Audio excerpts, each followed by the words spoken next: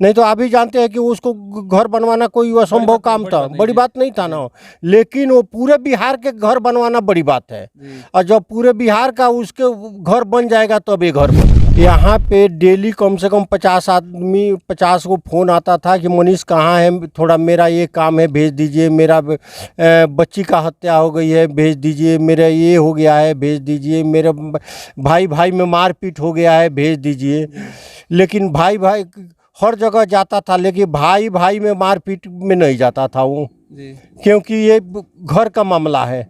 और वो चाहता था कि आप दोनों भाई बैठ के घर में ही समझाएं, समझा लीजिए। समझौता। वो देखता था कि आरटीओ में बहुत सारे आदमी आते हैं और जाते हैं, आते हैं जाते हैं, कोई काम होता नहीं है जी। तो इसलिए वो बोला कि इनका तकलीफ मैं दिखाऊंगा जी।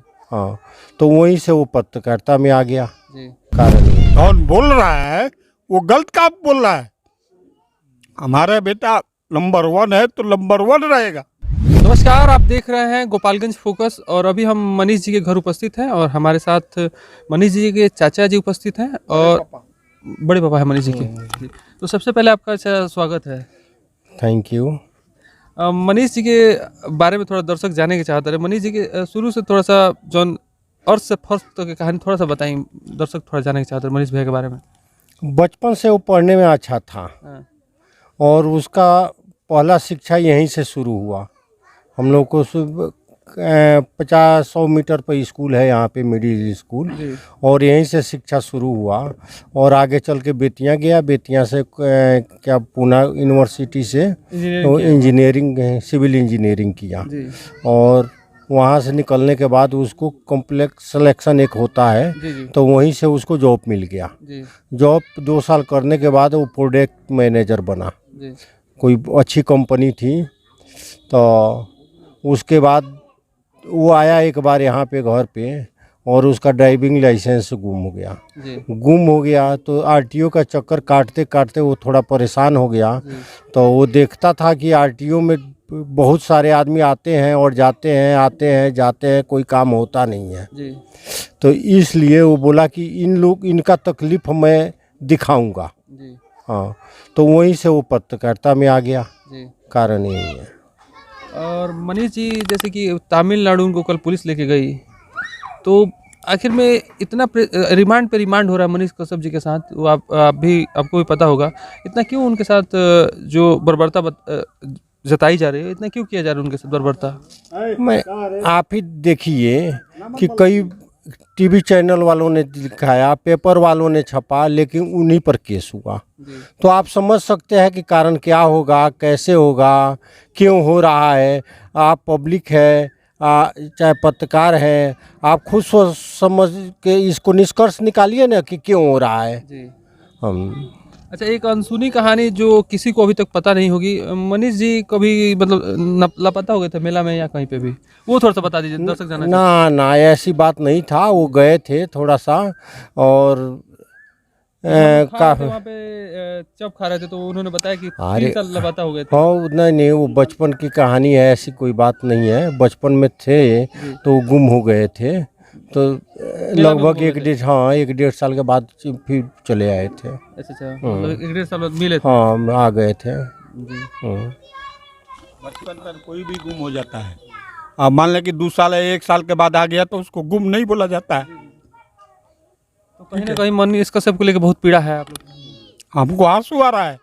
जो भी लोग उनको अपराधी बोल रहे हैं उन पे क्या बोलिएगा? वो गलत काम है। कौन बोल रहा है वो गलत काम बोल रहा है। हमारा बेटा नंबर 1 है तो नंबर 1 रहेगा। और तेजस्वी यादव को उन्होंने चेतावनी दिया था कि मुझे गिरफ्तार करते थे 180 दिन में सरकार। कोई ना कोई उसके पास कारण होगा, तभी वो बोला आएगा कि 180 दिन में हम उसका डॉक्यूमेंट काम कर देंगे। तो उसके पास कोई ना कोई सबूत होगा ना, या बेसबूत के कर देगा। मान लें कि आपके पास सबूत नहीं है तो हम कैसे फालतू बोल देंगे। वो लोगों की सेवा करते हैं बिना जात पात पूछे, और अभी कुछ जातीयता रंग दे दिया गया है। वो गलत काम है, वो गलत काम बताया गया है। मनीष कश्यप तो कभी किसी जात सबका नो सबका सहायता करते हैं जी। हमारे 22 घर है, 22 घर में कम से कम हम 25 आदमी है, फौजी रिटायर, अब फौजी में भी अभी कम से कम 10 आदमी है। हम लोग ऐसा काम करेंगे? हम भी फौजी रिटायर है, अभी सरकारी अस्पताल में ड्यूटी करते हैं, मेडिकल कॉलेज बेतिया। न्यूज 18 वाला बोल रहा है कि मनीष कश्यप ने बड़े नेताओं का नाम लिया। आखिर में न्यूज 18 के पास सूत्रों की खबर था, न्यूज 18 कब आखिर वो नाम बताएगा? मनीष कश्यप ने कल बताया था कि हमने किसी का नाम नहीं लिया है, एयरपोर्ट से जाते वक्त उन्होंने बताया था कि हमने किसी का नाम नहीं लिया है। तो ये बिल्कुल सच्चाई है कि वो किसी का नाम नहीं लिया है। क्यों लेगा किसी का नाम क्यों लेगा? किसी से वो नहीं किसी जाति का है नहीं किसी पार्टी का है। उसको जाति और पार्टी में बांध के उसके नाम के साथ आप लोग अन्याय कर रहे हैं। आप लोग यही देखिए कि वो कभी भी किसी को दान किया है तो जात नहीं पूछा है, किसी पार्टी का वो है ही नहीं। आपने देखा होगा कि नीतीश कुमार और बीजेपी की सरकार थी तब भी आवाज़ उठाता था, और आज तेजस्वी यादव और नीतीश का सरकार है तब भी आवाज़ उठाता है। वहाँ पे यूपी में बीजेपी की सरकार है वहाँ भी उठाता है, और क्या बोलते हैं उड़ीसा में जाके माने आवाज़ उठाता है, बंगाल में जाके आवाज़ उठाता है। तो उसके लिए कोई पार्टी माने नहीं रखता है। उसको एक ही रिक्वेस्ट है कि आप लोग पत्रकार चाहे कोई भी बुद्धिजीवी आदमी है, उस बच्चे को जाति और पार्टी में मत बांधिए, उसको खुला रहने दीजिए। वो गरीबों की आवाज़ है, वो दलित शोषित वंचित व्यक्तियों की आवाज़ है, वो मजदूरों की आवाज़ है। उसको आवाज़ बरकरार रखने दीजिए, उसको जाति में बांध के और उसके आवाज़ को बंद मत कीजिए। चाचा आपके पास कोई फ़ोन आया है कि नहीं कि मनीष भैया का थोड़ा नंबर दे दीजिए, हमारे पास ये घटना घट गया? मनीष कश्यप कहीं भी जाते, जैसे हमारे पास भी कितना बार फ़ोन आया, थोड़ा मनीष कश्यप जी का नंबर दीजिए। कहीं पे जाते हैं तो उन लोगों को न्याय मिलता है। जैसे मान लीजिए रोड अगर ख़राब है, अगर मनीष जी कल बना देते तो इस पर काम दूसरे दिन ही काम लग जाता है। यही तो है देन।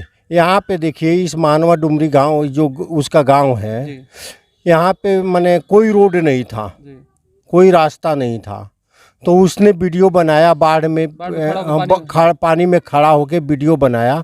आज अच्छा रोड बन गया है, यहाँ से बेतिया जाने के लिए अच्छी रोड बन गई है, और वो रोड बराबर रिपेयर भी होता है। और आप देखिए यहाँ पे एक मिडिल स्कूल था और उसने प्रयास किया तो ये मिडिल स्कूल से हाई स्कूल हो गया, और अभी प्रयास किया तो इंटर कॉलेज हो गया। इस गांव में इंटर कॉलेज है। तीसरी बात सुनिए, उसने सरकारी स्कूल में कंप्यूटर लगवाया, 6 कंप्यूटर सरकारी स्कूल में लगवाया, क्योंकि सरकारी स्कूल में आप भी जानते हैं कि इसके बच्चे पढ़ते हैं, गरीब के, शोषित के, वंचित के, मजदूर के। पैसे वाले तो अपना बच्चे को प्राइवेट स्कूल में पढ़ाते हैं। कोई वहाँ पे जाइएगा, वो स्कूल का मास्टर से पूछिएगा कि आपका बच्चा कहाँ पढ़ता है, तो बोलेगा प्राइवेट स्कूल में। वो खुद अपने बच्चे को अपने स्कूल में नहीं पढ़ाता है। उस स्कूल में बच्चों को पढ़ने के लिए 6 कंप्यूटर उन्होंने खरीद के लगवाया, और वो स्टार्ट है। आप जाइएगा, यहाँ पे मिडिल स्कूल है, मैंने इंटर कॉलेज है अभी, हाँ ना महानवा, हाँ उसमें 6 कंप्यूटर लगा हुआ है, वो उसका देन है।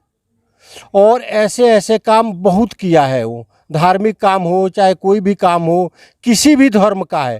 एक और बात बोल देना चाहता हूँ कि उसको जाति पार्टी और धर्म में मत बांधिएगा, वो सबका है। मनीष कश्यप सबका है और सबके लिए काम करता है। तो आप लोग ये नहीं चलाइए कि इस जाति का है, इस पार्टी का है, इस पार्टी ने करवाया, ये करवाया, वो करवाया, कुछ नहीं है। जो भी है जाति पार्टी से उसको एकदम दूर रखिए। तो मनीष कश्यप इसी घर में रह के पढ़े बड़े हैं? हाँ यही घर है, यही हमारे दादाजी का बनवाया घर है। हमारे पिताजी भी घर नहीं बनवाए, हम भी घर नहीं बनवाया, और वो भी नहीं बनवाया। कारण ये है कि जब हम लोग बात करते हैं घर बनवाना है तो बोलता है पूरा बिहार का मजदूरा का घर बन जाएगा तब हमारा घर बनेगा। जब सारे का पक्का का घर बन जाएगा तो हमारे को, ताकि हमें महसूस हो कि घर में माने ऐसे घर में रहने से क्या तकलीफ होती है। हमें महसूस होगा तभी ना हम दूसरे के लिए काम करेंगे कि वो भी रह रहा है फूस के घर में तो उसको क्या तकलीफ होती होगी। तो इसलिए वो नेचुरली ये घर को उसने उसी के चलते रखा गया है, वो नहीं बन रहा है। नहीं तो आप भी जानते हैं कि उसको घर बनवाना कोई असंभव काम था, बड़ी बात नहीं था ना। लेकिन वो पूरे बिहार के घर बनवाना बड़ी बात है, और जब पूरे बिहार का उसके घर बन जाएगा तब ये घर बनेगा। तो मनीष जी भी तो एसी में बैठ के बड़े बड़े न्यूज़ रिपोर्टर की तरफ बड़े बड़े जैसे वो भी अपने ऑफिस में बैठ के बोल सकते थे, कोई भी न्यूज़ बना सकते थे, लेकिन वो ग्राउंड पे जाते हैं और लोग कहीं ना कहीं उनको बिहार के लोग बहुत चाहते हैं। यहाँ पे डेली कम से कम 50 को फ़ोन आता था कि मनीष कहाँ है, थोड़ा मेरा ये काम है भेज दीजिए, मेरा बच्ची का हत्या हो गई है भेज दीजिए, मेरा ये हो गया है भेज दीजिए, मेरा भाई में मारपीट हो गया है भेज दीजिए। लेकिन भाई हर जगह जाता था, लेकिन भाई में मारपीट में नहीं जाता था वो, क्योंकि ये घर का मामला है और वो चाहता था कि आप दोनों भाई बैठ के घर में ही समझाएं, समझा लीजिए, समझौता कीजिए। इसलिए वो किसी के पक्ष का नहीं है, किसी का विपक्ष का नहीं है। उसी तरह वो नहीं किसी जाति का है और नहीं किसी पार्टी का है, नहीं किसी धर्म का है। जाते जाते आपसे एक आखिरी सवाल जानेंगे। मनीष कश्यप जी का जो घर का कुर्की जब्ती हो गया, जो केस मझौलिया थाना का था, तो वो उस केस में कोर्ट से बेल मिल गया है कहीं ना कहीं। नहीं, खुशी की बात है। जो भी शुभचिंतक है वो जो भी है, अभी सामान रिलीज नहीं हुआ है। हम लोग प्रयास में है कि सामान मिल जाए, क्योंकि उस केस में बिल मिल गया है। हाँ, मैंने अभी कन्फ्यूज है मिला है कि नहीं मिला है, लेकिन कोई बोलता है वकील साहब मिल गया है, कोई बोलता है नहीं मिला है। तो वो तो 4 तारीख को उसी केस में आ रहा है, तो जो होगा वो 4 तारीख को आप लोगों को पता चल जाएगा। तो 3-4 दिन की तो बात रह गई। तो सामान रिलीज कराने का हम लोग प्रयास कर रहे हैं, क्योंकि घरेलू सामान है जिसके बिना काम नहीं चल रहा है। और देखिए कोर्ट क्या आदेश करता है। लगातार ये छुट्टी पड़ गई, वकील साहब का मृत्यु हो गया, वैसे कारण से अभी तक सामान रुका हुआ है। जल्दी मिल जाएगा, हमें आशा है कि जल्दी मिल जाएगा। तो जैसे कि आपने इस वीडियो के माध्यम से देखा कि हमारे साथ मनीष जी के बड़े पापा उपस्थित थे, और आप लोग जितने लोग भी हमारा वीडियो देख रहे हैं, मनीष कश्यप जी का सपोर्ट कीजिए। थैंक यू, धन्यवाद।